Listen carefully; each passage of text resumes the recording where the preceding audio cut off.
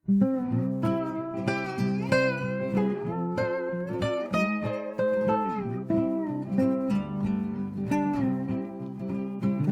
selamat pagi, selamat siang, selamat sore, selamat malam, selamat datang di Kata Rempah dari semesta Marosan Rempah berkata bersama saya Resyad sendiri. Pertama kali kita live nih, bisa live Kata Rempah karena orangnya bisa datang ke Cikarang.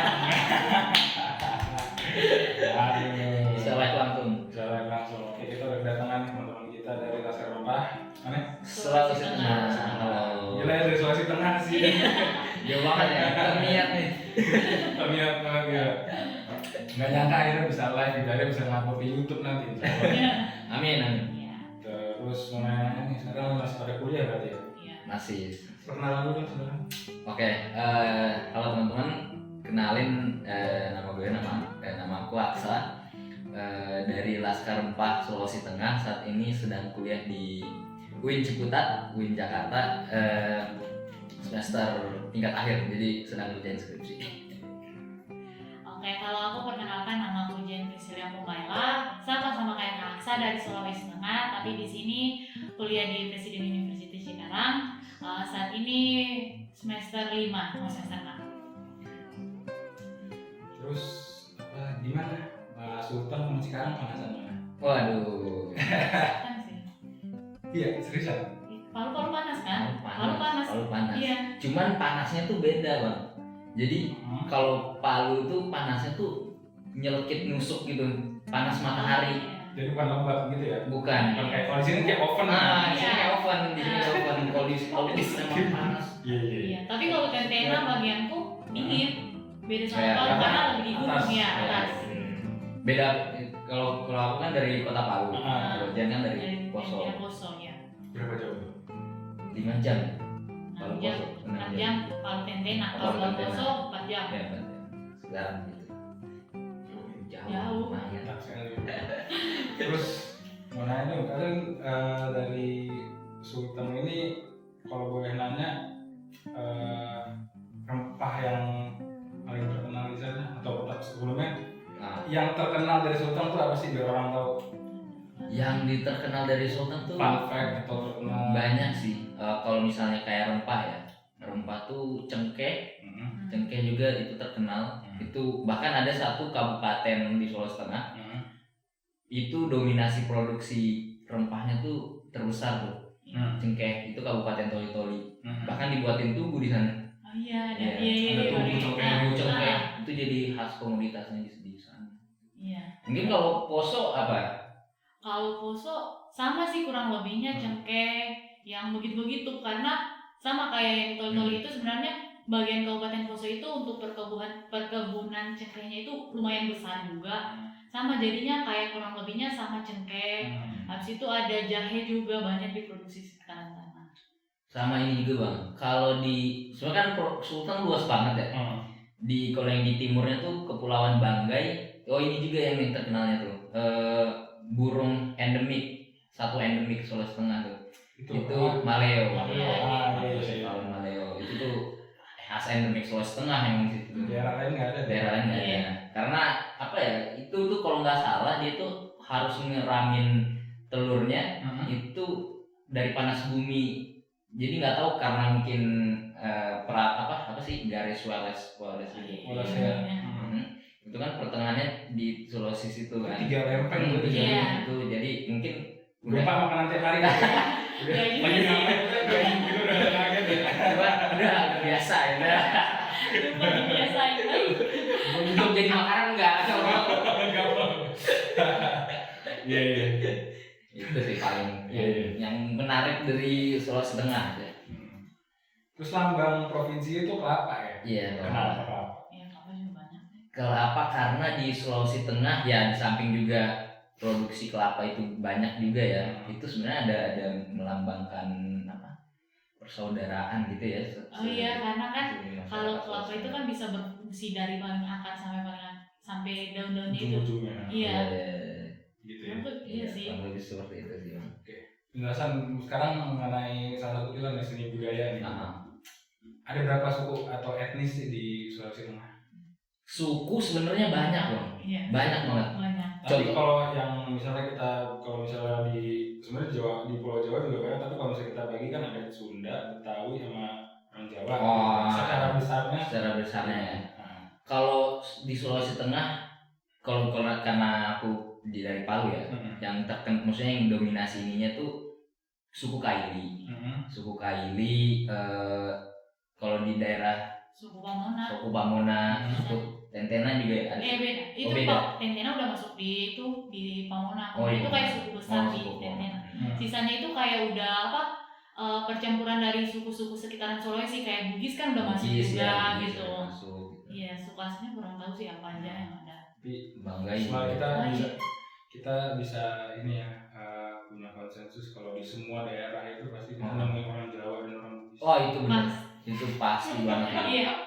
Udah pasti Terus pas dimanapun. banget lagi pasti kita ini pasti Jawa. Pasti. Ini Nah, pasti kalau Bugis. warung-warung pecel lele udah Jawa. Gua tuh kuliah di Malaysia aja, ada satu daerah. Gua masuk sana orang ngobrolnya bahasa Jawa semua. Jualan pecel.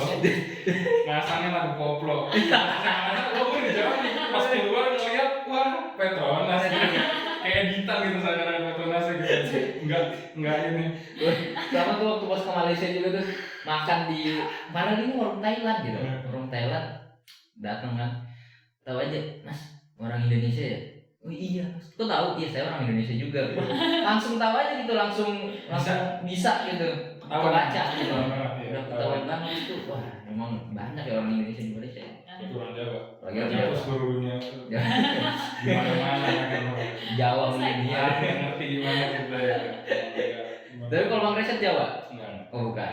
Ibu Betawi? orang Minang. Orang Minang. Bapak Banten. Oh, Ketemu di Jakarta. kirain nasi Betawi. Ketemu di Jakarta. Ketemu di Jakarta. Anaknya dari Betawi. Iya. Terus Wow. dari segi seni budaya dari di Sulteng tuh yang unik apa sih? Sulteng yang unik dari segi budaya. Ya banyak juga, tapi Yang kalau highlightnya kalau bisa yang di highlight orang ya. itu kan yang promosi ini provinsinya. kalau budaya itu lebih banyak kepada ini sih, tarian, nyanyian. Soalnya kan kalau di Sulawesi Tengah itu kan mungkin beda kayak suku Bugis atau suku Jawa yang masyarakatnya itu mengenal aksara gitu kan. Jadi di sana tuh lebih banyak tutur kata, budaya tutur gitu. Jadi ya nyanyian, terus tari-tarian gitu. Dan itu erat banget Bang kaitannya dengan hal-hal mistis gitu. Iya lagi. Iya. Oke, nanti kita bakal bahas itu ya Siap. kita sana ya.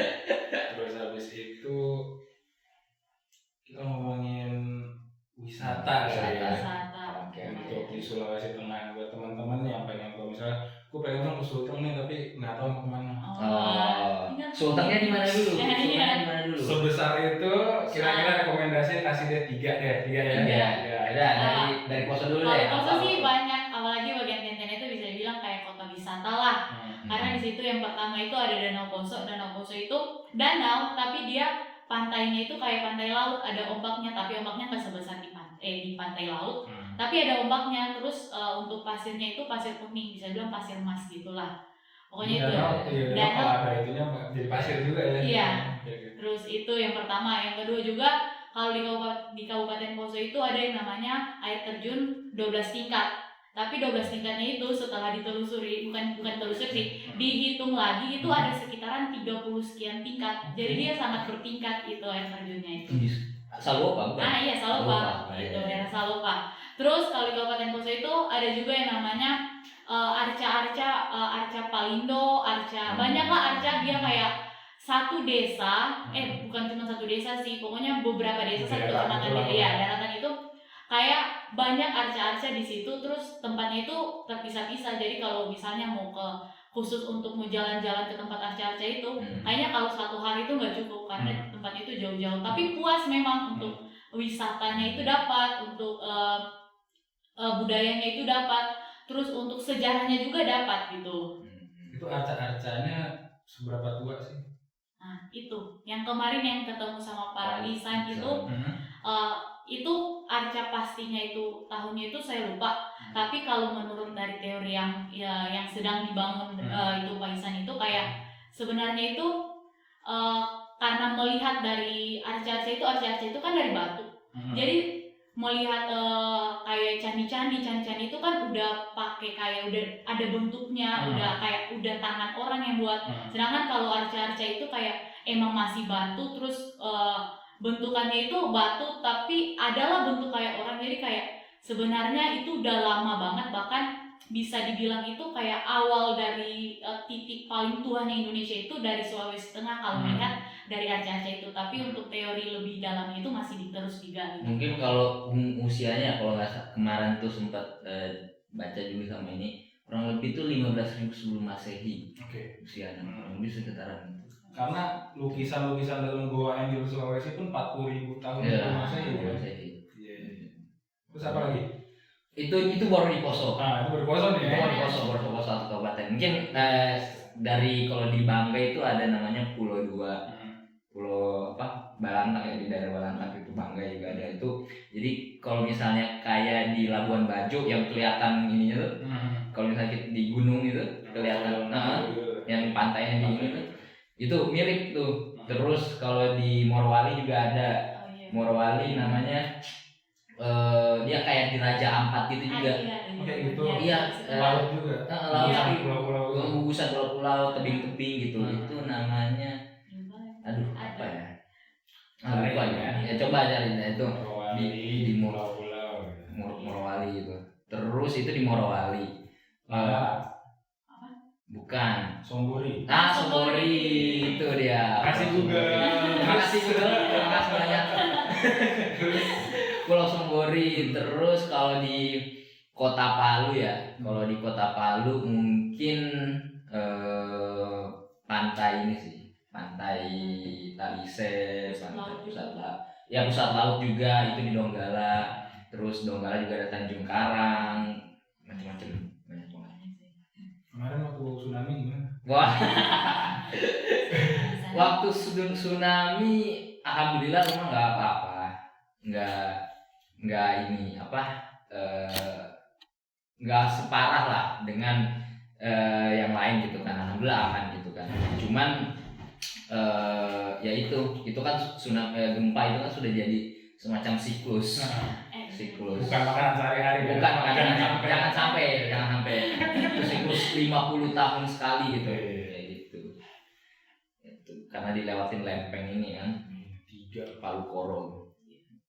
Luar biasa. Luasnya berapa sih? Nggak tahu ya. Nggak tahu puluhan ribu. Tapi dari ujung sampai ujung utara sampai ujung selatan deh berapa lama kalau nyetir? Ujung paling kalau kabupaten paling utara. Ketemu Gorontalo tuh. Sebelum Gorontalo kan Kabupaten Buol tuh. Kabupaten Buol. Karena kan Sulawesi Tengah tuh bentuknya gini ya. Kayak kaki.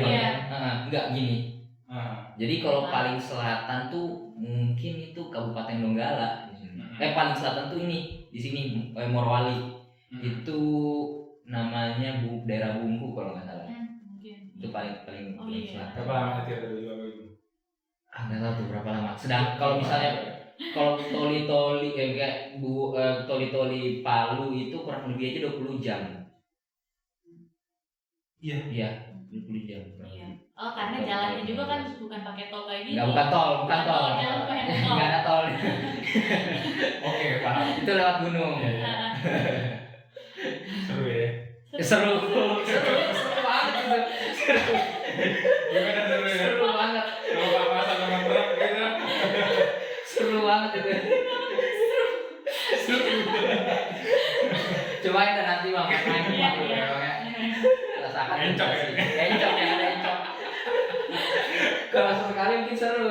Iya, tapi kalau nggak dulu. Tapi kalau di kampung yang lain ya udah. Makasih. Mending naik pesawat aja gitu kan. Tapi di Sulawesi Tengah kalian sehari-hari pakai bahasa Melayu atau pakai bahasa ini? Inggris sih. Pakai bahasa daerah atau pakai bahasa Melayu biasanya? Tergantung. Kalau di Poso gimana? Di sekolah Bahasa Indonesia. harus ya. Bahasa Iya. Indonesia, tapi mungkin logatnya Iya, Bahasa tempat lah, kan bahasa Indonesia di Indonesia tuh nggak ada yang pure bahasa Indonesia. Cuma di TV doang. Di berita. Iya. ya logatnya logat daerah. aja sama kan Palu sama logat daerahku beda. Beda. Iya. Bahkan ada itu yang kayak misalnya kayak apa? Dia bilang baru logat Palu tahu gitu. Ini kan diceng-cengin kan. Kayak di sini Kalau misalnya sok-sokan Jaksel. Jadi kalau misalnya orang Poso pakai logat Palu diceng-cengin. Sok Palu. Oh, itu selalu ya di semua daerah kayak gitu ya. Soalnya kota.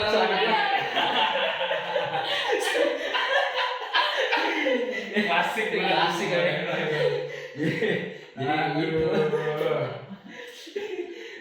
Gitu kan di Poso kan. Iya pasti. Apalagi anak-anak Palu yang kuliah di gitu kan. Anak-anak Poso yang kuliah di Palu. Wih, apalagi yang kuliah di Jakarta. Diceng-cengin. Pulang-pulang semua ngomongnya pakai logat gue. Kurang lebih gitulah. Iya. Biasa lah. Biasa. Bicara tentang kuliner deh. Wah, Kalau misalnya gue ke Sulteng nih, terus gue nyari makanan nih, apa ya? gini bang, kalau gue kasih rekomendasi banget nyobain Kaledo. Kaledo. Kaledo khas banget dari Itu khas banget itu. Itu Sop gitu ya? Iya, sop apa? Dan sum tulang, kaki tulang sapi tuh. Iya. Nah ada nih cerita uniknya bang. Nggak tahu sih ini masih benar, cuman itu cerita dari mulut ke mulut aja. Inilah urban legend lah. Urban legend lah ceritanya. Jadi pada zaman dulu itu ada si saudagar kaya gitu kan, itu membuka sapi besar lah gitu kan. Jadi di situ ada suku dari suku Bugis, Palu, suku Kaili, sama yang dari Manado juga kalau nggak salah. Pokoknya dia membuka semacam pasar gitulah untuk bagi-bagi daging gitu kan untuk di Pulau Sulawesi gitu. Nah karena pada saat pembukaan bagi-bagi daging itu orang Kaili ini, suku Kaili ini lagi kerja di sawah gitu kan, lagi kerja di sawah gitu. Nah makanya dia telat gitu kan. Nah jadi kalau misalnya dimakannya yang pada saat itu kalau di Makassar kan, di Makassar itu dia dapat ini coto Makassar daging gitu kan. Nah karena dari Palu ini dia terlambat untuk dapat pembagian daging itu. Nah karena dia akhirnya nggak mau ngecewain rajanya ini kan, rajanya ya udah, jadi dia ngambil dari saudagar itu, yang dia pas ngambil dapatnya cuman kayak sisa kaki tulang sapi gitu. Nah tinggal dapat itu, karena nggak mau ngecewain rajanya ya udah deh dia masak, jadilah Kaledo gitu. Jadi susunya buat gitu kan. Raja yang dapat daging, dapat susu. Itu makanan elit mas. Iya. Di Palu tuh kalau di Palu ya itu makanan elit, apalagi kalau menjelang Lebaran gini kan. Wah itu paling mahal banget tuh. Itu makanan apa ya? Bisa dibilang makanan perayaan besar lah ya. Iya. Karena dulu tuh yang hanya bisa makan itu kaum elit. Oh iya, sama di sini juga. Iya. Kita makannya ubi gitu ya. Orang bisa makan daging tuh ya. Raja gitu. Kalau di Kaledo lah. Oke, apa lagi? Kalau dari kan beda kan dari Poso. Kalau dari Poso itu ada namanya onco arogo. Onco arogo itu sebenarnya nama rempahnya daun onco sama daun arogo. Terus olahannya itu karena kan di sekitaran kan gue tinggal di sekitaran Danau Poso. Jadi itu ya ikan. Jadi biasanya diolah sama ikan sidat atau biasa disebut di sana itu ikan sogili. Diolah kan sogili itu dia bau amisnya itu kuat banget. Jadi cuman khas kita lah itu olahnya. Danau ya? Hah? Padahal danau ya? Iya, gitu. Gitu. Iya gitu. Nah, jadi dia pakai daun itu dibuat kayak sop juga, jadinya kayak sop ikan gitu. Pakai daun onco arogo menghilangkan bau amisnya itu, terus jadi enak jadinya gitu. Tapi hilang baunya mah? Iya. Ajaib ya? Bisa orang buat ngilangin baunya kan pakai kasih jeruk. Pakai daun itu bisa. Pakai daun itu juga bisa. Onco arogo. Itu daun khas dari Poso ya? Nggak tahu daun khas dari Poso, cuman memang rempah kasana lah, nggak tahu asalnya dari mana gitu. Onco arogo. Ini ya makanan yang ini. Oke, buat yang manis-manisnya deh. Sebenarnya kalau yang manis-manis ya kue-kue gitu itu sebenarnya udah Bugis ya? Iya, udah percampuran gitu ya. Contohnya tetu gitu kan, terus ada barongko gitu udah iya, udah percampuran gitu dessertnya gitu.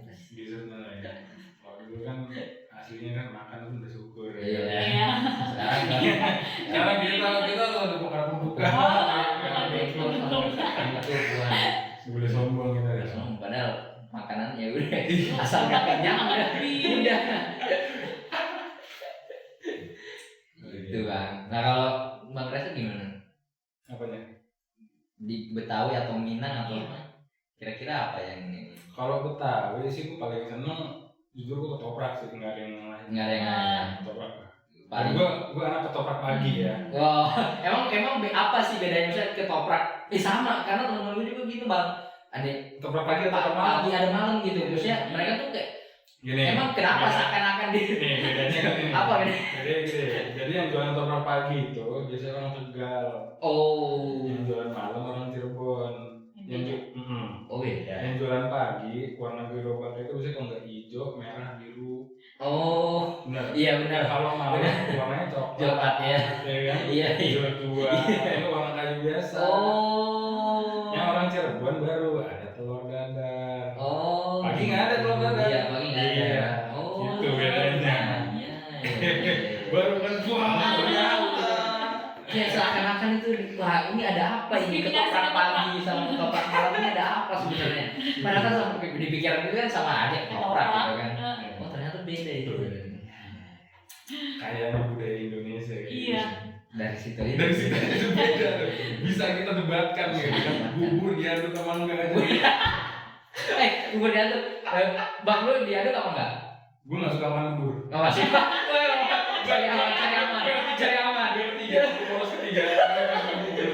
Gue trauma di makan bubur kan. Oh, Sakit ya kan, sakit diare apa-apa. Karena makan bubur. Cekokin makan bubur terus. Oh. Cukup lah gue makan bubur kayak lagi gitu. Untuk 20 tahun ke depan gitu. Sampai sekarang akhirnya. Lalu di bubur atau enggak? Diaduk. Oh diaduk. Oh. Sama diaduk. Soalnya untuk yang enggak diaduk ini ya. Mohon maaf. Mohon maaf ya. Kita tim diaduk. Iya. Itu. Jangan kemana-mana, nanti kita kembali ke kata rumah. Siap. Satu hal sih aku pengen ngingetin, life is about proses gitu. Even Tuhan itu melakukan sebuah proses dari ibu yang akhirnya cuma janin sampai akhirnya 9 bulan. That's a process. Nggak ada yang langsung lahir. Yakin banget bahwa memang Tuhan udah nunjukin bahwa kita tuh hidup harus berproses. Nggak ada yang langsung, nggak ada yang instan. Nah selama berproses itu banyak hal yang harus kita jaga gitu. Kayak ibu pada saat hamil nggak dibiarin aja kan anaknya itu berproses kayak gitu aja. Ya. Bagaimana dia memberikan asupan yang baik, bagaimana dia memberikan supaya nggak stres gitu, supaya anaknya juga baik lahirnya dan segala macam. It's happen with us juga gitu. Karena yang langsung cuma dibabat ya. Yoi. Jadi 1000 candi gitu kan. Yoi. Baik, kembali lagi bersama kami di Kata Rempah dari Semesta Marah Samudra Rempah berkata bersama Laskar dari Sultan lagi. Yo, halo. Punya ceritanya pengalaman COVID kemarin gitu. Nah, Biar teman-teman tahu juga. alhamdulillah waktu pas semenjak awal COVID sampai 2021 kemarin kan itu masih di Palu ya, masih di Sultan. Itu alhamdulillah belum pernah. Tapi pas pindah ke Jakarta, waktu pas Omikronnya naik nih, Omikronnya naik di situ, dah kena. Padahal fun fact-nya, aku nggak kemana-mana, di rumah aja, nggak ada angin nggak ada hujan, tiba-tiba lah kok positif, serandom itu. Tapi gejala ada lah ya dikit gitu. Gejala ada, cuman Nggak parah. nggak kayak cuman batuk sepele gitu lah, kayak gitu doang, yang gak signifikan kayak ya udahlah apaan sih ini batuk gitu doang. Tahu COVID Omikron.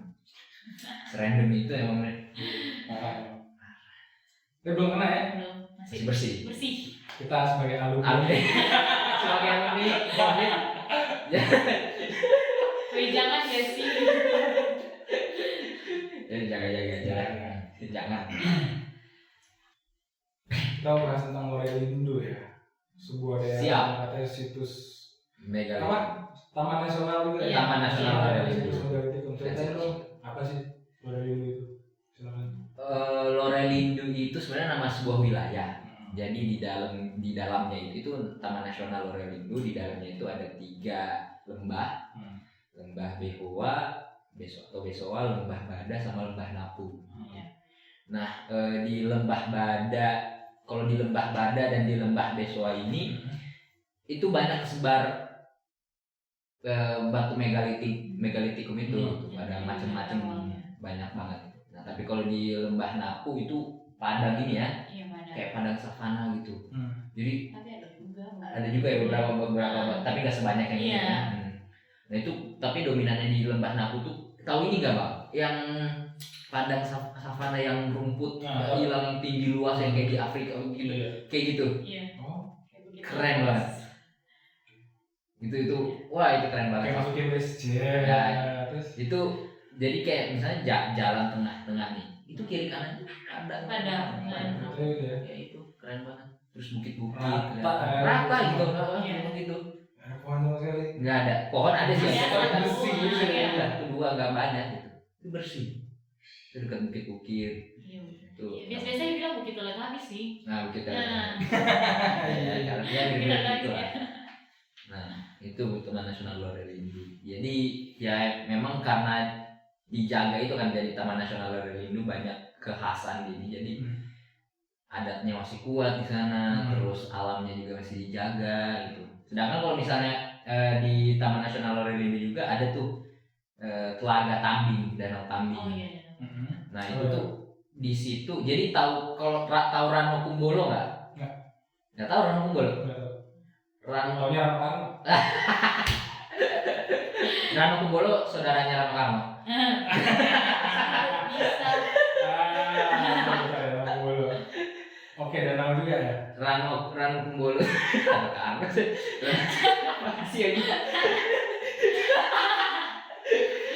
Rano Kumbolo tuh kalau misalnya kita mau ke puncak Semeru kan, ngelewatin Rano Kumbolo dulu. Oke. Jadi kayak danau gitu. Nah ini Telaga Tambing itu, Danau Tambing itu versi kecilnya gitu.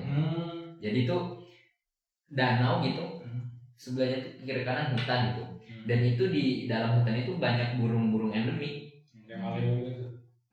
burung-burung kecil yang terbang kayak di hutan. Jadi tiap hari tuh kedengeran bunyi-bunyi suara-suara burung macam-macam lah, bener-bener asri, masih asri alami banget gitu. Karena taman nasional juga. Taman nasional. Iya. Ya anggrek macan, anggrek segala macamnya tuh macam-macam itu. Masih yang liar tuh ya. Masih lihat tumbuh di pinggir-pinggir bukit nih masih. Nah itu masih di atas gunung gitu kan, Taman Nasional Lorelindo. Jadi kalau misalnya kita dari Poso kan, dari Palu Poso naik lewat situ dulu, namanya Danau Tambing itu naik gunung, dan nanti pas turunnya dari lewat Danau Tambing, Telaga Tambing tuh, itu baru hamparan gunung. Dan di situ banyak yang batu-batu megalitik di situ. Belum. Oh, belum. Itu masih parah, itu luas banget. Luas banget. Iya. Itu jadi kalau kita dari atas nih, itu kelihatan banget tuh padang savana. Jadi yang sebelum kita ngelewatin hutan yang jalan tiba-tiba pas penurunan kelihatan tuh. Bisa ngebayangin nggak? Iya. Gitu. Gokil ya. Gokil banget sih. Itu emang keren banget sih. Kayak ini ya, kayak setnya Lord of the Rings ya. Kayak gimana tuh? Iya kayak hutan gitu kok, pada rumput. Iya. Jadi yang awalnya di atas dingin gitu kan, kayak awan sejuk gitu kan, tiba-tiba pas turun wah hamparan rumput ilalang gitu. Tapi mending lempar sih jalannya. Iya mending banget. Rekomendasinya Nah. pakai kosong. Jangan dulu ya. Ada banget lah. Jalannya iya. Bukan Itu kalau dari Palu, itu kalau dari Palu. Jawa. Wajib di sana ya. Wajib ke sana, Sultan. teman. Iya. Itu Poso tuh. Nah, Harus batu, bucket list. batu megalitikumnya itu nggak, gue kayak melihat Indonesia yang dibilang garis Warasea itu ya, benar iya. Indonesia Barat itu sama Indonesia Timur benar-benar di garis itu tuh benar itu permulaannya kayak garis yang mulai mirip sama orang Polinesia. Iya. Orang itu kayak ini kan kayak patung-patung Pasifik yang Pasifik, di iya. Australia kan. Iya. Dan uniknya ya Mas ya, kalau masyarakat kan gue pernah ke sana juga kan. Itu taman lembah Behoa itu. Itu kan kalau misalnya diperhatikan ya, bentuk batunya itu, arcanya patungnya itu bentuk mukanya tuh kotak gini. Iya. Nah itu kalau misalnya kita lihat masyarakat asli di sana, tinggalnya di sana, rada mirip. Rahangnya tuh kotak Iya. gitu. Proto Melayu ya. Iya. Mulai gitu ya. Jadi kayak orang Toraja. jadi gitu. aja iya Toraja, Batak. iya kayak gitu. Nias, Itu Lampung kotak Utara, gitu. ya. Jadi makanya ya bisa jadi sih itu ya ada kaitan tuh mereka yang mendiami di wilayah situ turunan dari yang bisa jadi itu. Iya. Soalnya dari secara ini kelihatan banget Iya, mirip. bener lagi ya. Kayak kotak lah, Iya. kotak wajah manusia itu gimana sih gitu. Iya gitu. Mirip bentuknya. Kemarin waktu apa kita zoom sama Jawa Tengah juga sempat dibahas tuh itu. Karena si siapa Pingi kan lagi di situ, dia bilang aku melihat orang-orang Toraja sama orang NTT ini kok ada kemiripan. Wah, satu menarik tuh. Gitu itu langsung oke. Apa ada teori Afronesia itu Iya. kan bilang oh iya. Nah itu yang akhirnya kan ada punya dua ini kan, dua versi penyebaran wilayah masyarakat Indonesia kan. Ada yang bilang dari Cina kayak gitu kan turun ke selatan itu akhirnya menyebar ke Indonesia. Ada yang juga bilang dari situ pusatnya orang Australanesia itu yang dari lembah itu menyebar gitu. Ada dua versi gitu ya. Jadi makanya kaitannya dengan berlayar, teknologi pelayaran itu udah ada gitu. Makanya kemarin di Candi Borobudur kan. Tapi emang perahu paling tua itu emang di Sulawesi kan? Iya. Iya. Makanya itu. Terus yang lukisan di goanya itu. Iya. Ya. Itu. Terus ngomong tentang budaya, kita nggak bisa jauh-jauh dari yang namanya mitos Pasti. dan urban legend. Ya pasti. Kita dengar dong dari Sultan apa aja sih mitosnya, kayak misalnya pantangan kah, atau kata ibu gue dulu kalau misalnya ini begini atau ada hantu lokal kah atau apa. Ada kalau di sekitaran Danau Poso ini aja udah banyak. Kayak yang pertama itu kayak dibilang di Danau Poso itu ada naga. Iya, naga. Di Danau Poso itu ada naga. Kan sampai kayak ada satu bukit di pinggiran danau, dia bukit-bukit gitu tapi kayak dibilang itu mitosnya itu adalah bangkai naganya itu. Terus kayak ada bukit yang paling kecil paling bawah itu kepalanya, itu badannya gitu. Itu yang pertama. Terus ada juga yang dibilang Torandaue. Torandaue itu biasa juga dibilang tumpuwe atau yang mempunyai air itu, mempunyai danau. Jadi kalau mitosnya itu kayak dibilang kalau mandi di Danau Poso itu jangan sembarangan ngomong, jangan sembarangan ucap karena takutnya yang punya danau itu marah, jadinya kayak ditarik lah kakinya biar tenggelam. Nah gitu. Terus dulu juga, iya sih dulu ada mitos kalau misalnya air danau lagi turun, itu pasti minta tumbal. Minta tumbal, jadi tapi percaya nggak percaya beneran terjadi gitu. Ada dia masuk. Ada aja yang mati, tiba-tiba air danau naik lagi. Kalau terlalu naik airnya kurang-kurangi tumbalnya gimana? Soalnya kan disumbang. Aduh ini air gak naik. Masukinnya tumbalnya. Iya. Banyak kali airnya.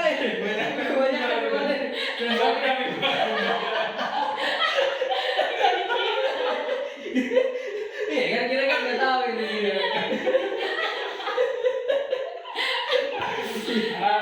sama itu kalau air naik minta tumbal juga itu. Oh itu tumbal juga. Ya, cuman sekarang udah nggak terlalu soalnya ada dikontrol perusahaan gitu. Oh iya. Gitu. Banyak sih. Tapi gue ngeliat mitos-mitos kayak gitu biasanya tuh buat ngekontrol moral masyarakat. Pasti ya, semua mitos sih kayaknya itu. Iya. Kontrol moral gitu. Jadi ada ya mengatur tingkah laku lah masyarakat. Iya. Biar nggak kelewatan. Logisnya aja dari Biar lu nggak ngomong macam-macam. Iya. Kan nggak ngapain.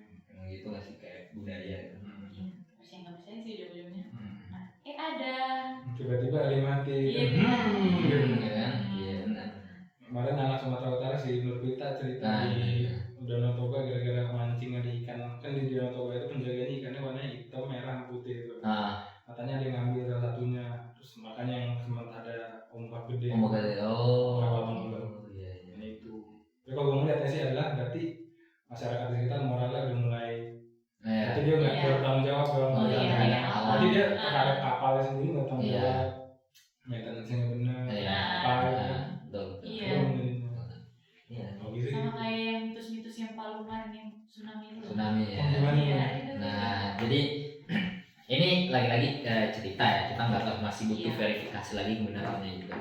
Jadi kan tiap tahun itu kalau di Kota Palu perayaan hari ulang tahun lah, HUT Kota Palu gitu kan, HUT daerah gitu kan, itu Pemdanya, pemerintahnya selalu mengadakan festival-festival gitu. Nah kebetulan periode kemarin wali kotanya ini kan pengen ngangkat gitu budaya Palu gitu, pengen dikenalin lah budaya Palu kepada masyarakat Indonesia, dunia gitulah.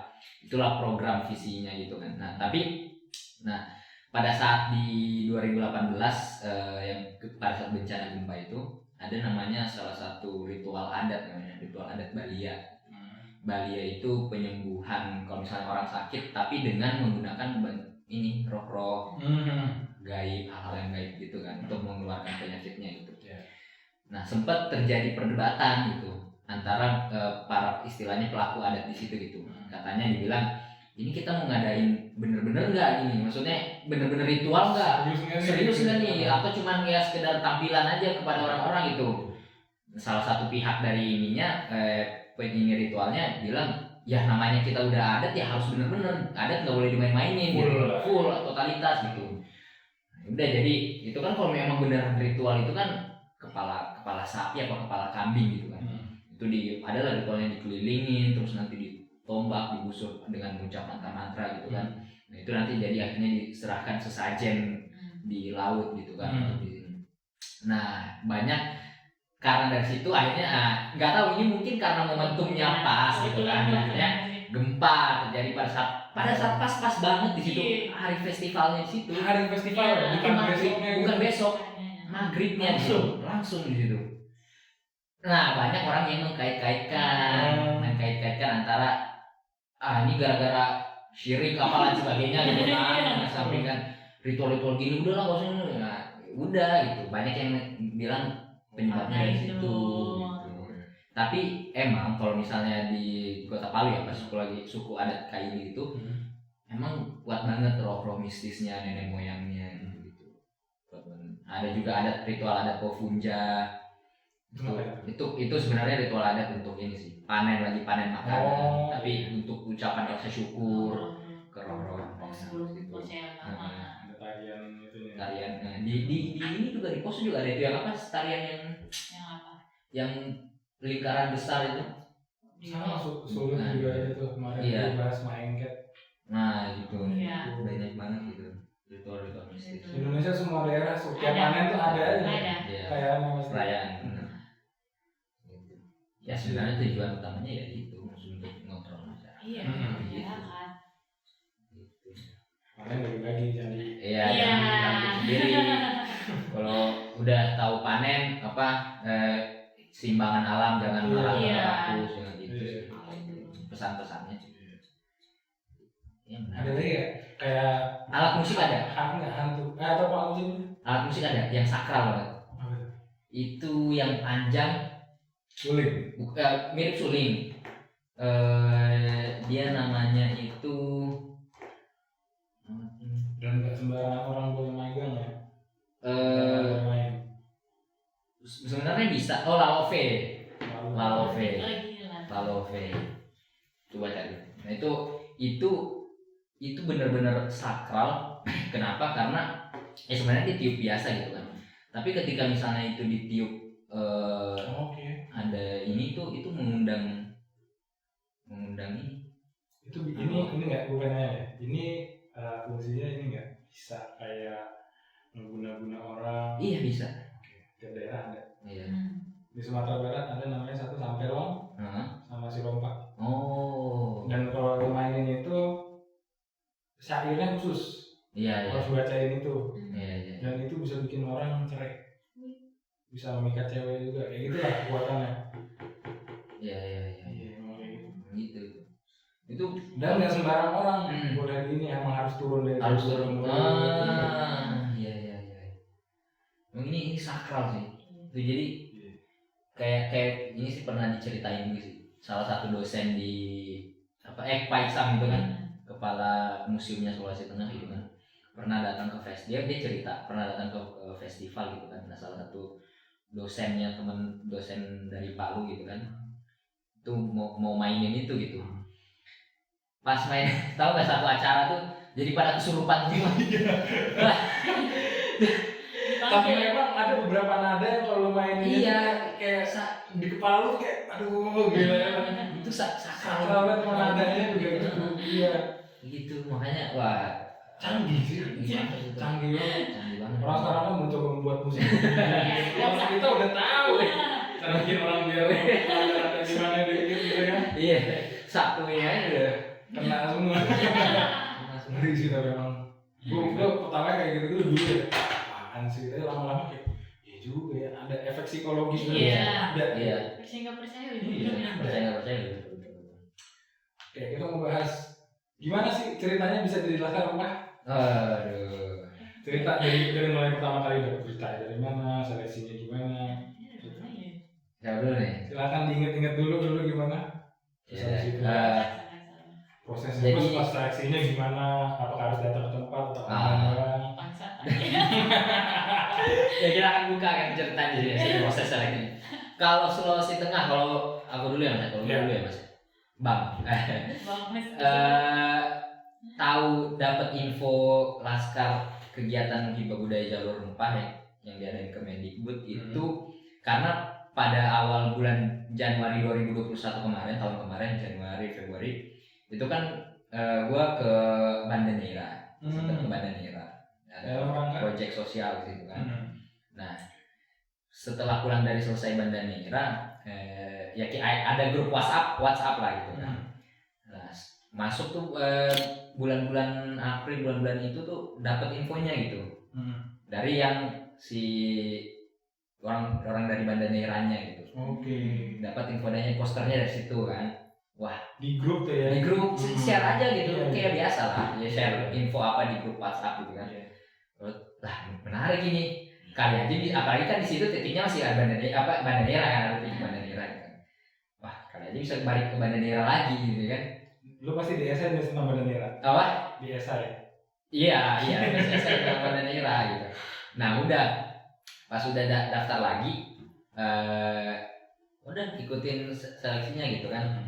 Proses seleksi, daftar aja gitu. Karena pasti mikirnya, ya Sulawesi Tengah paling berapa sih yang daftar, nggak bakalan rame gitu kan.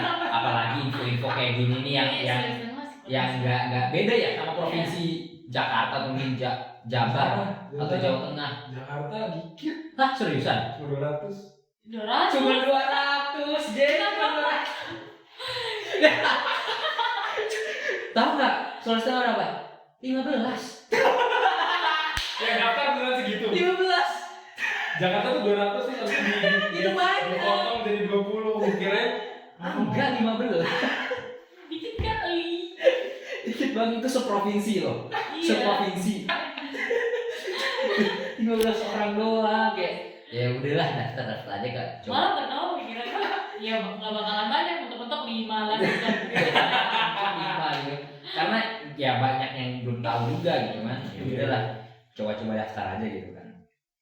Ya seleksi nggak tahu sih, mungkin kalau di Sulawesi Tengah kan yang seleksi Pemdanya. Mungkin anggapnya seleksi esai dan lain sebagainya, administratif lah. Iya. Kan udah sedikit nih pesertanya, nggak mungkin kayaknya mereka mikirnya masa dipangkas lagi, kasihan Iya. dong. Udah terima aja semuanya administrasi gitu kan, yang penting lengkap apa segala macem. Udah kalau semua tuh. Nah sampai di seleksi ini tahap bukan belum sebelum interview fisik Video. ya Jakarta fisiknya gimana seleksinya? Fisiknya gini. Gua bisa berenang? Bisa. Oh, Gitu. lebih gampang. Iya. Adalah. Masih ada lah, bisa lah ya dibanggain dari seleksi. Iya. Jakarta sih bisa kali fisiknya emang. Langsung aja. Asal patennya yang bisa mah. Bisa, udah lolos. Kalau di Sulawesi Tengah masih tuh disuruh lari, lompat, terus apa lagi? Lari sambil lompat, jogging, udah gitu doang. Iya. Tapi sambil di video. Udah. Jadi Lu lari sebenarnya pelan-pelan aja bisa. iya bisa. Iya bisa. Kenceng ya kan? Selain malah ada yang larinya di halaman masjid doang muter. Kocak nggak sih? Kocak. Itu latihan fisik coba. Latihan fisik lari di halaman masjid. Bayangin Jo. Sok kocak apa itu latihan fisik ya? Gak ada yang ngawasin, gak ada yang apa. Udah video aja. Videoin aja. Gue yakin sih videonya nggak dilihat juga.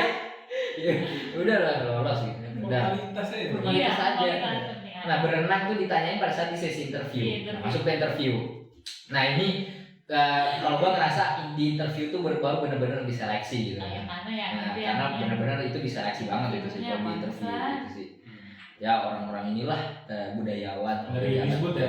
Ya dia disebut sama dari TNI juga. Paling TNI nanya Mabuk lo Ada nggak? Ferdi juga. ada yang gitu doang. Bisa masak nggak? Ya Bisa elah. masak apa gitu? Iya gitu tanya bisa masak. Bisa masak. Bisa Pak. Masak apa? Ya masak sayur. Masak air. Biar matang. Gue bilang masak sayur bening Pak. Gue bilang gimana caranya? Udah bawang, bawang putih, cabe, roiko, sayur, udah gitu aja Pak. Oh ya udah boleh. Terus tanyain berenang, bisa berenang? Bisa Pak, bisa. Berapa meter? Sering latihan nggak? Enggak Pak, paling ya berenang gitu-gitu aja. Kalau di kolam di mana pantai laut berenang gitu aja nggak ada latihan. Berapa meter? Awalnya gue bilang pede banget Bang, 100 meter. Pede banget gue. 100. Enggak jadi deh Pak, 50 deh.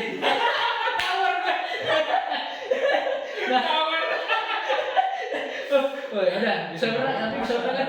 Ya bisa. Ya udah kalau udah gitu kalau yang sama TNI yang sisanya emang terkait wawasan kebudayaan ya Kak Sultan Iya. itu benar-benar diseleksi. Nah udah tuh setelah itu selang berapa hari ada pengumuman gitu kan, wah kepilih nama gua kan, wih alhamdulillah gitu kan, senang. Sebenarnya dari awal udah ada feeling gitu kan, Iya. udah ada feeling salah gitu masuk. Pesaingnya cuma berapa gitu kan, bisa lah, ya udah masuk tuh ke ini. Nah Medis. pas itu seleksi medis gitu kan, udahlah diterima-terima aja gitu kan, medis. Wah itu pokoknya kalau dari semenjak dari kepilih ini sampai sekarang sampai medis tuh itu kurang banget kontribusi, nggak tahu sih dibantu sama dari dinas dia bener-bener kayak anak ayam lepas gitu Iya, kayak ya iya. udah lu kepilih ini nama-nama ya udah Iya. lu gimana dah gitu. Di sana gitu ya. Iya di sana gitu nggak ada pertemuan apa, nggak ada ini apa gitu. Ketemunya malah di rumah sakit. Iya ketemunya malah di rumah ketemu sama. Iya. Nah, jadi kita Medical check up. medical check up bingung nih. Lah ini orang pendanya yang mana ya? Iya. Yang ini ya, yang ini gitu. Nggak ada pertemuan formal resmi gitu nggak ada. Ya, gitu aja gitu. Nah udah tuh setelah itu kita ngebuat grup apa yang segala macem, udah lah lolos semua kan berlima kita tuh. Nah kita ngebuat ini nih kapan nih kan apalagi ya waktu pas COVID naik gitu kan. Terus ada lagi isu yang katanya yang awalnya berapa 11 titik berapa sih dipangkas 13 titik dipangkas jadi berapa? Dipangkas jadi 7 titik itu kan. Udah kan rame gitu lah. Ini gimana sih? Semakin gak jelas lah kita kan. Udah medical check up pakai uang kita dulu gitu Iya, kan. Gimana gitu. Parah sih. Gak jelas gitu kan ini bener gak sih? Ya udah deh. Nah, di tengah keterombang-ambian itu, udah ngapain nih kita nih? Udah ngumpul-ngumpul aja gitu. Nah, gue nggak. Ya dia di poso sih. Udah ngumpul-ngumpul aja ngebuat apa gitu kan. Program-program kecil ya gitu-gitu. Udah tuh. Sampai yang ada sudah tuh dari 4 bulan itu Iya. tugas-tugas Nah. itu baru mulai. Nah, itu di pas pada saat itu kita pun juga ngeinisiasiin sih sempat kita ngebuat semacam komunitas kayak namanya komunitas Libu Tutura Muda. Jadi itu komunitas memang untuk anak-anak yang di Sulawesi Tengah yang memang bukan pegiat sih, cinta dengan budaya gitu, pemerhati suka sama budaya gitu kan. Jadi kita nge-guide, tahu ini nggak Mas? KBKM, Kemah Budaya. Oke, udah. Kemah Budaya dari Kemdikbud juga. Nah, jadi kan kita ngelihat kan si jalur di akun Instagram Jalur Rempah kan pernah nge-share nge-repost ini kan kayak dari Kemah Budaya itu kan yang rempah Haminjon kalau dari provinsi mana gitu. Nah, wah, gue pikiran ide gimana kalau misalnya kita ngerangkul juga anak-anak Kemah Budaya yang dari Sulawesi Tengah gitu. Dan pokoknya budaya lah nggak terlepas dari rempah. Ya udah kita ketemu tuh untuk anak-anak kema budaya membuat komunitas, kita nyusun program rencana gini-gini, udah siap tuh. Kita juga udah punya mentor lah istilahnya gitu kan, Pak Iksam gitu. Udah, jadi kita udah membuat itu, cuman belum jalan karena kita berdua udah bisa gencar gitu kan. Nah, Iya, lu udah kesini. iya udah kesini gitu, jadi nggak sempat keburu lah gitu kan. Nah tapi rencananya gue ya nanti pada saat balik ini pengen ngejalanin itu gitu. Itu udah set. Jadi kita kerjasama kayak misalnya anak-anak kemah budaya itu kan mereka macam-macam ya inovasinya. Kalau yang dari Sulawesi Tengah itu ada yang dia pemetaan tempat wisata budaya ada di mana, jadi menggunakan teknologi gitu. Jadi kayak misalnya orang mau datang ke Palu main-main kemana, udah ada pemetaan di daerah sini ada ini ya, ada ini aja budayanya ini mau kunjungin ini gitu. Nah kita kolaborasi. Kalau gitu gimana rempah gitu. Jadi platformnya sama, teknologi gitu. Nah, jadi pemetaan gitu kan untuk rempah di Kota Palu apa yang ini pusatnya titik-titiknya di mana, di Sulawesi Tengah di mana yang ininya kan khas paninya gitu. Nah kita udah pengen membuat itu kemarin gitu. Ya tapi belum jalan aja karena kita masih akhirnya Belum jalan sama sekali.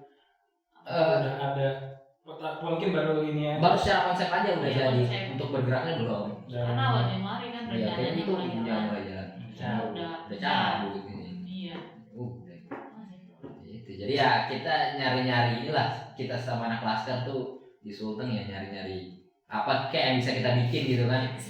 Dari kesibukan apa yang kita bikin gitu. Masa kita gue biasa gue juga bilang sama teman-teman, ya kita laskar gini. Iya, Jadi waktu pas belum ada kejelasan itu ngapain nih udah kebentuk di orangnya, kita ngapain bingung kan. Kita nyari-nyari ngebuat ini aja. Ada kesibukan gitu ada kan. Kejelasan dari ini ya udah. Nah, kalau Jen gimana? Sama sih kurang lebihnya, prosesnya kan sama-sama orang Nah, dapat beritanya dari mana? dapat beritanya itu sama dari salah satu grup event nasional juga yang pernah ikut tahun sebelumnya. Terus dikirim dah itu kayak ya ini ada yang mau ikut bisa langsung daftar. Masih pertama ada niat daftar kayak Itu malas. bentuknya cuma post WhatsApp doang gitu ya? Enggak, pakai poster.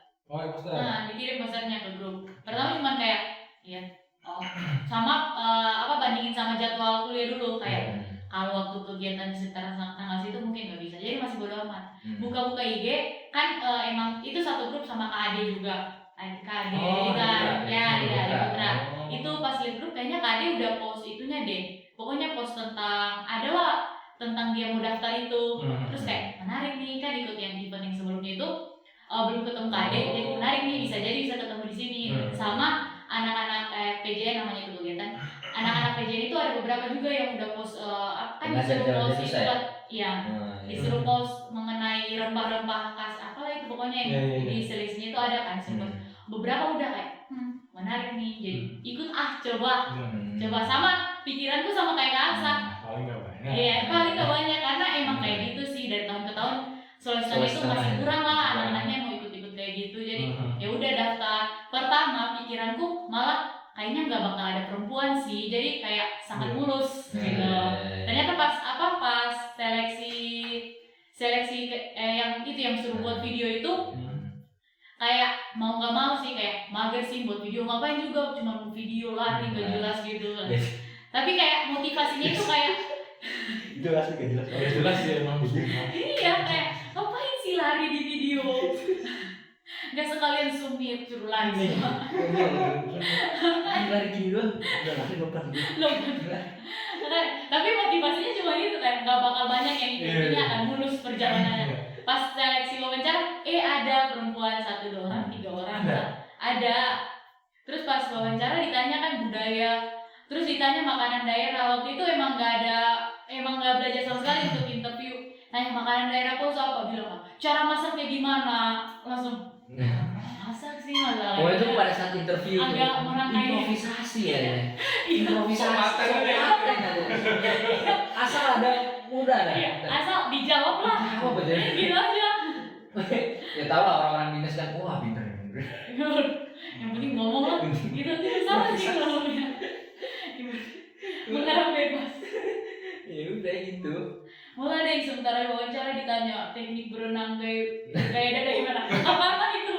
Harus saya contohin, Pak.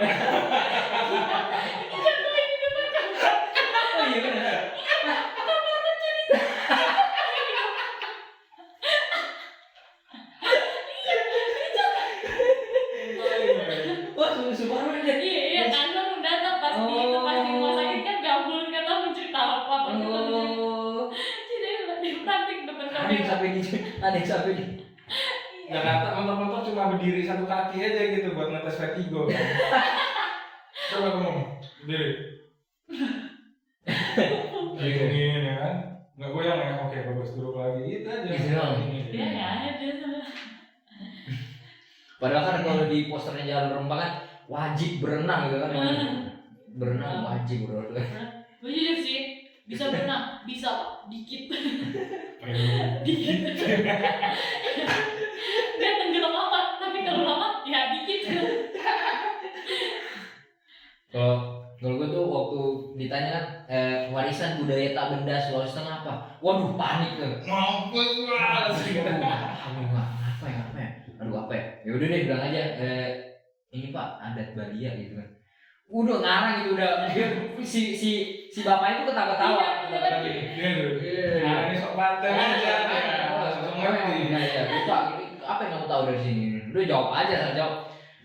Setelah wawancara kan, pas ngeliat, bener aku bilang, gak ngasal. Aduh mampus dia udah ketawa-ketawa nih jadi udah nebak nih gua ngarang asal. Ternyata beneran ada. Itu laki sih itu beruntung sih gua. Itu beruntung. Itu kayak nembak ngasar. Iya. Kena. Sampai udah iya bener kayak nembak. Nah. Lalu lagi itu dijabarin. Pertama ditanya itu warisan budaya bunda dan bunda di Sulawesi Iya. Tengah. Kebetulan pas saya tinggal di Poso jadi cuma Poso aja. Iya. Ya untuk bagian lain jika saya terpilih saya akan mempelajari. Diplomasi tahu lah ya. Luar biasa. Oleh wawancara. Jika saya terpilih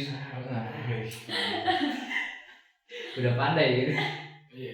Ini kegiatan di Sultan terakhir itu aja ya yang pengen bikin itu ya. Iya, di itu terang.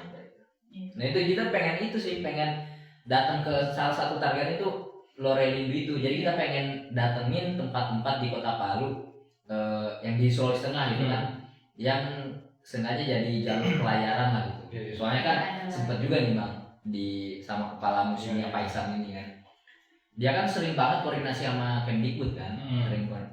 Cuman dia bingung gitu. Lah kok Sulawesi Tengah nggak masuk sih? Nggak masuk titik pelayanan kan? Kenapa gini? Padahal dulu jalur rempah 2017 pertama itu diadanya di Sulawesi Tengah di Kota Palu di Pelabuhan Donggala. Yang buat pelayaran baru Ya, itu di Sulawesi Tengah di dekat Pelabuhan Donggala gitu. Kok Palu nggak bisa masuk ini nih? Kenapa gitu kan? Ya nggak tahu. Kita yang peserta gitu. Ya pokoknya inilah ada ambisi. Kenapa kok bisa gini? Udah jadi si kemarin tuh Pak Iksam itu kepala Museum Sulawesi Tengah, ya dia sekaligus mentor kita juga kan, gitu. Ngajakin itu ngunjungin titik-titik supaya kalian tahu nih di Sulawesi Tengah. Kalau taruhlah kalau misalnya kayak di Semarang itu udah ketahuan banget kan, Makassar itu pelabuhan ininya udah tahu lah titik, udah jelas lah itu. Nah kita Sulawesi Tengah ini nggak tahu apa-apa terkait pelayaran gitu kan, kita bingung gini. Nah ternyata itu pas dikasih tahu, oh banyak juga ya, kita nggak tahu gitu. Nah kita nanti mau kunjungin titik-titik itu gitu. Cuman belum terrealisasi. Tapi gue mau tanya nih, setelah kalian ikut jalur rempah, apa sih hal yang kayak kalian, oh gitu ternyata itu apa? Terkait budaya Sulawesi Tengah. Khususnya jalur pelayaran itu sih. Kayak sama juga terkait penyebaran ini Lorelindo tadi megalitikum itu. Itu kayak oh iya ya ternyata Sulawesi Tengah juga itu bisa masuk ke dalam salah satu titiknya. Maksudnya bisa menjadi salah kayak oh gitu. Soalnya kan kalau kan Sulawesi Tengah kan dari Banggai gitu kan timur kan Sulawesi huruf K gitu kan. Paling timur itu kan Kabupaten Banggai. Itu ada terjadi menghubungkan gitu loh penyeberangan. Jadi kayak misalnya ya di samping Makassar juga gitu kan. Jadi turunnya dari Papua, dari Maluku ini tuh lewat di Banggai situ. Terus nyebrang sampai di Kota Palu, terus Palu nyebrang lagi ke Kalimantan, Jawa gitu. Kayak gitu. Jadi kayak oh ternyata ada banyak titik-titiknya gitu. Nah, itu terkait jalur pelayaran gitu kan. Nah, kalau terkait teknologi pelayarannya yang terkait itu tadi yang megalitikum itu. Jadi kan ada dua versi kan. Yang bilang penyebaran Austronesia itu dari Cina atau Cina Selatan begitu kan, menyebar ke Indonesia. Ada yang bilang dari situ pusatnya. Jadi nenek moyang, selain nenek moyang manusia peradaban itu dia menyebar gitu. Misalnya ada 5, ada kalau nggak salah situ ada monumennya ada 5 orang, 5 tompo apa? Watompoga itu ya namanya. Itu mereka bersepakat untuk menyebar gitu kan, menyebar berpisah gitu kan. Nah ada yang ke timur, ada yang ke barat, ada yang ke utara, ada yang ke selatan gitu kan. Itu apa? Nah jadi pada saat itu nenek moyang itu sebenarnya udah tahu pelayaran gitu. Udah tahu teknologi pelayaran, arah mata angin, membaca rasi bintang gitu kan. Jadi kayak jadi itu Pak, kita kayak jadi pusat nenek moyang itu yang kalau misalnya mengacu pada versi ini ya, yang menyebar itu ya, kayak menyebar. Jadi ya seharusnya mereka sudah pasti tahu ini dong, pelayaran gitu kan, sampai akhirnya menghubungkan ke Madagaskar dan perang Cadi kayak gitu. Itu gitu. Jadi kayak ini. Jadi nambah wawasan gitu kayak. Ternyata banyak juga ya kayak begitu mengakses budaya-budaya lokal dan cerita-cerita folklore terutama nih ya. Gua ngelihat di dunia ini dulu ada psikolog Jerman namanya Carl Jung, dia ngeliat beberapa cerita itu ada semua versi di semua bangsa. Iya, ada semua versi, betul. Ada versi yang 5 orang itu bisa kita analogiin sama kayak cerita yang Nuh. Bahtera ya. Nanti anak kecil kan ceritanya nanti anak kecil ada yang Asia di sini, apa gitu. Cerita banjir besar di semua daerah juga ada. Iya. Di Sulawesi Tengah ada juga cerita banjir. Bukan banjir sih, itu kayak itu tadi Danau Lindu itu. Jadi katanya nih misalnya dulu kalau misalnya ada penahan Danau Lindu itu, kalau misalnya itu terlepas atau apa, satu kota Palu itu akan banjir, akan tenggelam. Ya banyak lah gitu cerita kayak gitu. Di Sulawesi Selatan juga ada cerita Lagaligo. Lagaligo ya, naskah terpanjang itu kan. Asal manusia. Iya. Jadi semuanya berulang terus punya cerita. Jadi kayak gini, jadi Sulawesi Tengah itu gini. Kayak main kuda bisik tau nggak? Iya. Ceritanya bener tapi versi bisa dibuat versi tersendiri gitu kan. Iya gitu. Terus ini kita udah mau di penghujung acara nih, mau nanya nih pesan-pesan buat teman-teman yang lagi dengerin. Apa nih ya? Laskar Rempah. Buat Laskar Rempah dan masyarakat Indonesia pada umumnya terkait jalur rempah dan budaya Indonesia. Siapa dulu nih? Oke. Mungkin kalau untuk teman-teman Laskar Rempah mungkin ya bukan pesan buat teman-teman tapi pesan buat kita juga ya gitu kan.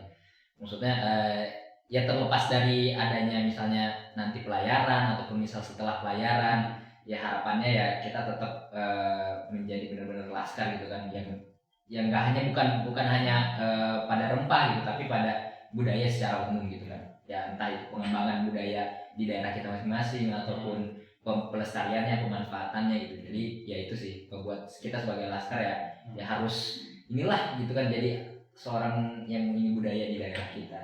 Mungkin kalau untuk kayak masyarakat umum ini sih mungkin ya apa ya pesannya, ya jangan lupakan inilah budaya gitu kan. Jangan terbuai dengan budaya luar justru lebih top, lebih hits kalau tahu budaya luar. Tapi sebenarnya Indonesia ini kaya loh. Indonesia ini banyak loh yang bisa digali. Yang unik-uniknya itu Indonesia sebenarnya unik banget, cuman terlalu banyak. Iya, makanya yuk. Dan jangan malu sih sama budaya kita sendiri. Iya. Jangan malu.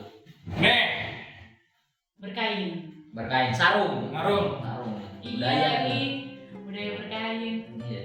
Jangan malu sama budaya kita sendiri itu sih. Iya. Dari gue. Kalau dari gue untuk yang Laskar Rempah pertama, untuk yang Laskar Rempah sama sih kurang lebihnya kayak Kak Aksa.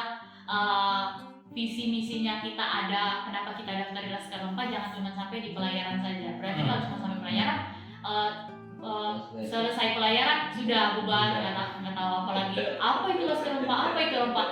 Tapi justru dari pelayaran ini, jadi dari pelayaran ini justru jadi titik startnya kita untuk mengajak orang-orang lagi lebih tahu mengenai rempah, lebih tahu mengenai budaya yang ada di Indonesia. Itu sih harapannya. Terus kalau untuk yang masyarakat umum, yaitu dia tadi, jangan lupakan sejarah kita, bagaimana kita ada, bagaimana Indonesia ini terbentuk, budaya-budaya apa yang sudah ada, itu jangan sampai lupakan, jangan mudah terbuai dengan budaya luar yang katanya lebih modern. Tapi sebenarnya ini loh Indonesia yang kaya dengan segala keunikan, mulai dari mitos-mitos yang tadi, budaya tari dan kawan-kawannya itu masih sangat banyak dan unik-unik. Itu sih.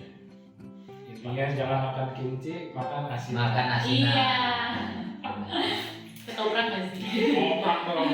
Gimana gue pagi loh. Ketoprak pagi ya? Ketoprak pagi. Ketoprak pagi. Abangnya pulang kampung. Oh, emang Bukan puasa soalnya. Paginya dari makan. dari makan iya. Sama tuh bang. Kalau gue tuh biasa bakso ya, ada tuh langganan favorit gue tuh dekat rumah. Iya. Itu tiap siang tuh. Malam dia nggak jualan. Dia Iya, cuma siang siang aja. aja, sore Sore. aja udah gitu. Ya puasa ini nggak ada nggak jualan. Boleh beli. Udah, makasih teman-teman yang udah dengerin. Jangan lupa ikutin terus keseruannya Kata Rempah di 5 platform, di Spotify, Anchor, Radio Public, Google Podcast, dan Amazon Music. Asik. Terus habis itu jangan lupa follow juga Instagramnya @laskarempahki. Follow Instagram Aksa apa? @aa_aqsh Aksa. Aksa. Oke. @janet.pembayar. Oke. Pamit undur diri, saya Resyad. Gue Aksa. Saya Jane. Sampai jumpa. Salam merdeka berbudaya. Siap. Iya.